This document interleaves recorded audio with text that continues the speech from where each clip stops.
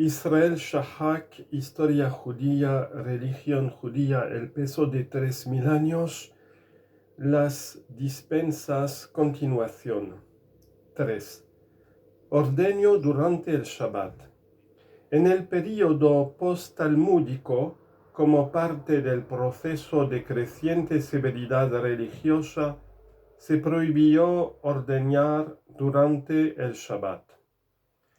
La prohibición podía cumplirse fácilmente en la diáspora, puesto que los judíos que tenían vacas propias eran lo bastante ricos como para tener sirvientes no judíos a los que se podía ordenar usando alguno de los subterfugios descritos más abajo, que ordeñaran. Los primeros colonos judíos en Palestina emplearon árabes para este y otros menesteres, pero con la imposición forzada de la política sionista de trabajadores exclusivamente judíos, se planteó la necesidad de una dispensa. Esto fue particularmente importante antes de la introducción de ordeñadoras mecánicas a finales de la década de los 50. También en este caso hubo diferencias entre rabinos sionistas y rabinos no sionistas. Según los primeros, el ordeño prohibido pasa a estar permitido siempre y cuando la leche no sea blanca, sino teñida de azul. Esta leche azul del sábado se usa exclusivamente para hacer queso y el tinte se va con el suero.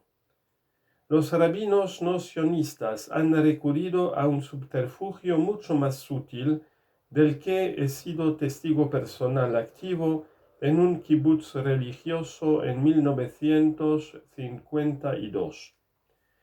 Descubrieron una antigua disposición que autoriza a vaciar las ubres de una vaca cuando el propósito es aliviar el sufrimiento que el animal le producen las ubres hinchadas y con la estricta condición de que la leche se desparrame desperdiciada por el suelo. Ahora bien, lo que realmente se hace es lo siguiente. En la mañana del sábado, un piadoso kibutzik va al establo y coloca cubos bajo las vacas. En toda la literatura talmúdica no hay prohibición alguna que afecte a esta tarea. A continuación se dirige a la sinagoga para orar. Luego viene su compañero cuya honesta intención es aliviar el dolor de los animales y dejar que la leche corra por el suelo. Pero si por casualidad ocurre que hay un cubo bajo las ubres, ¿es acaso obligación suya cambiarlo de sitio? Por supuesto que no. Simplemente ignora los cubos, cumple su generosa misión y se va a la sinagoga. Finalmente, un tercer compañero piadoso va al establo y descubre, con gran sorpresa, los cubos llenos de leche. Naturalmente, los pone en un depósito frío y sigue a sus camaradas a la sinagoga. Todo ha quedado perfecto y no hay necesidad de gastar dinero en tinte azul. 4. Cosechas mezcladas. Los rabinos sionistas recurrieron a dispensas similares con respecto a la prohibición basada en Levítico 19, versículo 19, contra la siembra de dos especies de cultivo diferentes en el mismo campo. Sin embargo, la moderna agronomía ha mostrado que en algunos casos, especialmente para el forraje en crecimiento, la siembra mixta es de lo más provechosa. Los rabinos inventaron una dispensa según la cual un hombre siembra el campo en sentido longitudinal con un tipo de semilla, y posteriormente, ese mismo día, su camarada que no sabe nada del anterior, siembra otro tipo de semilla en sentido perpendicular. No obstante, se consideró que este método desperdiciaba demasiado trabajo y se apañó otro aún mejor. Un hombre hace una pila con un tipo de semillas en un lugar público y lo cubre cuidadosamente con un saco o con una tabla. El segundo tipo de semilla se coloca a continuación encima del cobertor. Más tarde otro hombre llega y exclama ante testigos: necesito este saco o tabla, y lo retira, de tal modo que las semillas se mezclan naturalmente. Finalmente llega un tercer hombre, se le dice: coge esto y siembra el campo, y lo hace. Nota: en el invierno del año 1945-46, yo mismo, por aquel entonces un muchacho que no había cumplido los 13 años, participé en estas medidas.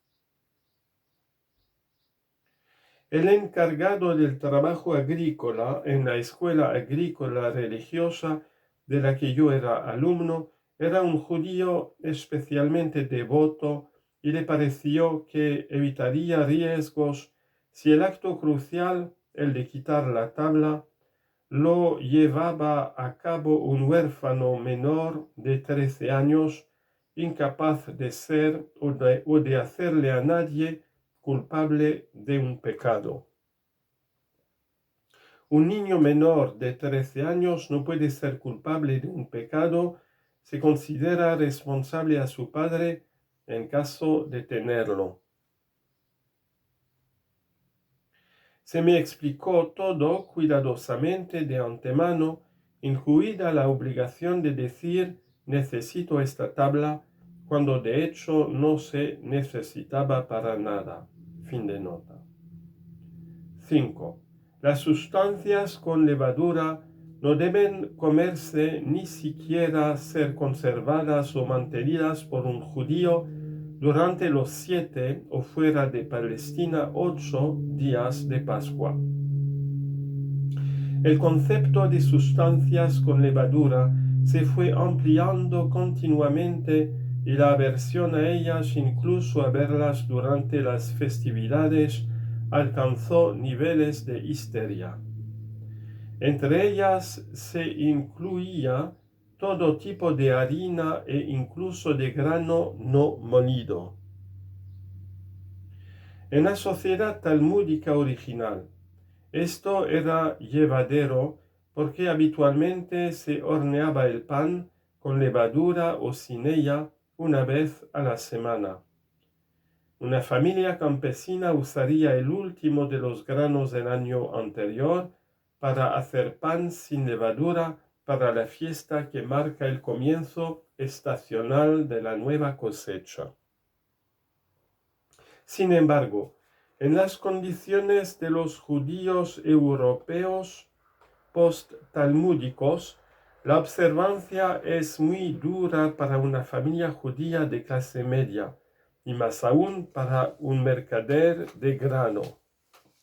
En consecuencia, se arregló una dispensa mediante la cual todas esas sustancias eran vendidas en una venta ficticia a un gentil antes de la festividad y devueltas automáticamente tras ella. Lo único que hay que hacer es guardar bajo llave las sustancias tabú durante la festividad. En Israel, esta venta ficticia se ha vuelto más eficiente. Los judíos religiosos venden sus sustancias con levadura a sus rabinos locales, los cuales a su vez se las venden al gran rabino. Este último se las vende a un gentil, y por una dispensa especial se presume que esta venta incluye también las sustancias con levadura de los judíos no practicantes.